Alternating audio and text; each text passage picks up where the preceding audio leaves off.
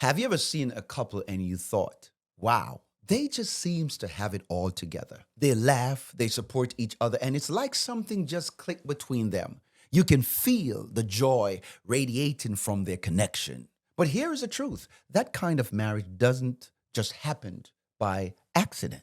You see, my friend, behind that harmony are two people who have made a decision to show up, a decision to be intentional, a decision not to quit, and to fight for their relationship every single day. And in this episode, I'm going to talk about some key things that you and your spouse can do starting today to build a relationship that is not easily broken, one that can thrive, not just survive. Feeling the joy and the peace and the passion and the intimacy in your marriage. So let's dive in. Number one, they are two good servers. When you see a couple who are doing well in marriage, they are serving each other daily. Here is the truth, my friend. Marriage is about serving the person you profess to love. Love is an action word. Love is not a feeling. You don't feel love, you experience love through our action. You don't love where you get, you love where you give. That's why the Bible said, for God so loved that he gave. This is the greatest gift you can give your spouse, and that is to serve. If you decide to serve, you will transform your marriage relationship in ways that you won't even imagine. I've always tell folks that if you're ever going to compete in a marriage, make sure that you compete to be the better server. Number two, they choose each other daily. Hear me, my friend. Couples who succeed in marriage choose to show up daily. It is a daily decision, even during the bad times. Even when they don't feel like they like each other, they still show up for each other. Love is a decision, which means that you have to show up even in the bad times, even in the bad days, even when you don't feel like it. You have got to show up and be respectful about it and make sure that you're doing everything in your power to show the kind of love you would desire from your spouse and your spouse would desire from you.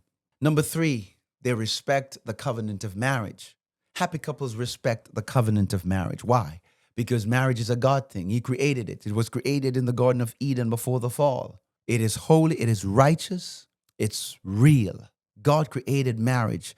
A matter of fact, the Bible tells us to love our wives as Christ loved the church and gave himself for it. And when you respect the covenant of marriage, you don't go out there and just do dumb stuff just because of your flesh and because you want. No, you want to honor that covenant. You want to do the right thing concerning your spouse. Number four, they make each other their top priority. I've often maintained that in a marriage, you are your number one priority. You must put yourself first. If you don't put yourself first, then you can never be the best that you can be for your spouse. God first, then you, then your spouse. That's how we teach it. It's not selfish. Self growth and self help and health and wellness. It's not selfish because you cannot pour from an empty cup. You cannot give what you don't have. So you must make yourself a number one priority and make your spouse a top priority. That's how it's going to work. And that's what we teach in our marriage makeover coaching program. Because you see, couples that respect each other and you understand this, you leave and you cleave towards each other. You and your spouse become your top and your number one responsibility. No one comes before your spouse. Not your mother, not your father, not your sister, not your brother. No one comes before your spouse. They make sure that they don't let anyone come between them. That's what successful couples do. Happy couples, that's how they roll. Number five, they don't compare themselves with others. Successful couples don't compare. Why would you want to compare yourself with another human being? No. They feel comfortable in their own skin. They're comfortable in their own marriage. They know that all marriages are not created equal. What works for them might not work for you. And that's why it's important, my friend, to find out. You got to be so intentional and so interested in your spouse that you spend time to get to know who they really are. Happy couples, they are passionate about creating their own marriage story and their legacy. They do admire other couples, yes, but they don't want to be like them. They learn from them, but they don't want to imitate or emulate their lifestyle. No, that's not what real love is about. You got to know who you are. I've often maintained that be yourself because everybody else is already taken. Number 6, they are big on forgiveness. There is no love without forgiveness, and there is no forgiveness without love. Your spouse is going to make mistakes. Yes, they will. They're likely to say things and do things that upset you. Some of them can be negatively impacting the marriage.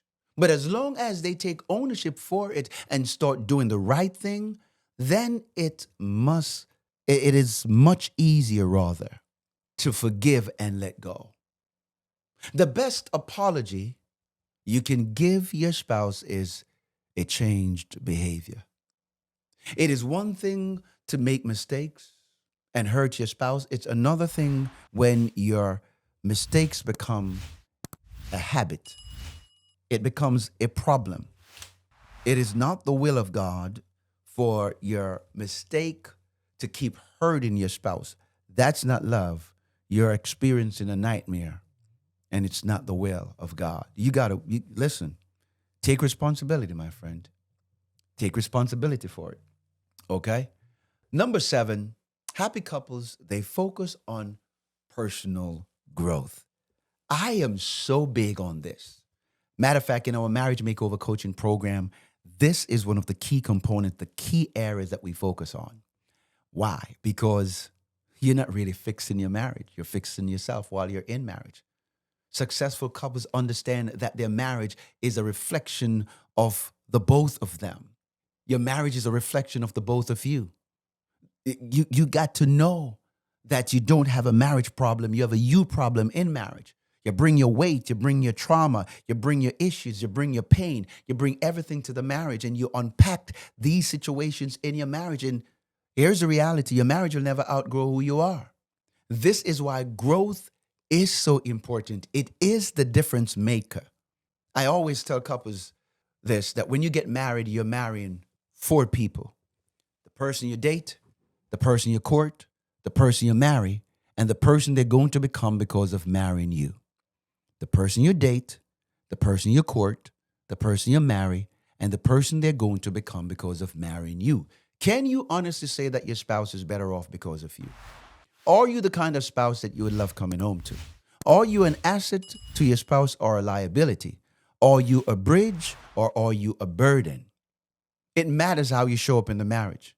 It matters who you become while you're in marriage. And this is why we are so big and on personal growth. And it is one of the areas that we hammer home in our coaching program. And if you would like to learn more about our coaching program, there's a link in this video. You can click on it and you can book a free consultation with us so that I can have a conversation with you to see if you qualify for what we are doing and what we're teaching and how we're transforming lives through what we teach. Because we live what we're teaching. It's biblically sound, it's applicable, it's practical, it's logical. And I'm telling you that it works when you work it. All right. So if you're interested, then you know what to do. There's a link in this video. You can click that link, get on my calendar, and let's have a conversation. Let's continue this conversation right now. Number 8, they have a strong relationship with God.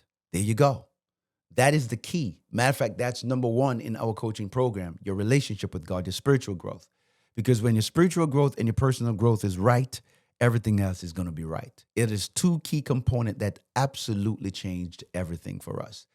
God is number 1 in their lives. You have to have him at number 1. Why? Because you can't do it. You don't have the capacity to do marriage by yourself. You have to rely on the one who created it. You know, you cannot love without loving God because God is love. His nature is love. Everything that God does flows from a place of love. 1 John chapter 4 and verse 8, it tells us that he that loveth not knoweth not God because God is love. He is the author of love. The Bible tells us in Matthew chapter 6 and verse 33 that we must seek ye first the kingdom of God and his righteousness, and all things shall be added unto us. Marriage, sex, fame, children, cannot fill our void. We're still empty. Some people are on their second marriage, their third marriage. They're shacking up, they're having an affair, and they still can't figure it out. Why? Because you're looking to a flawed human being, what can only be sustained and fulfilled by God. Number 9, they reset their marriage regularly. You know, my friend, what does this mean to reset your marriage? It is about taking time to discuss where you are, where you're going, and how you're going to get there. You have to be intentional with doing the work. A successful marriage is not by accident, it is a planned event. If you fail to plan for your marriage, you are planning to fail in your marriage. Your marriage is not a destination, it is a journey. And on this journey called marriage, you're going to have some bumps in the road. You're going to have some ups and downs. You got to have some on again, off again, in again, out again. You need to be solid in knowing where you're going. That's why visions, goals, and dreams are so important. And listen, successful couples, they don't wing it. They are in it to win it. Why? Because they have a game plan and they stick with that game plan and they execute that plan to get the result that you're looking for. We always talk about the 5 P's of life. Proper planning prevent poor performance. You'll never be ready for what you didn't prepare for. Hello. And so you got to prepare. And then you have to plan first, and then you prepare, and then you must proceed. So it's important to really understand what it takes to make a marriage work. And so, my friend, these are some of the things that happy couples they do regularly to make their marriage work.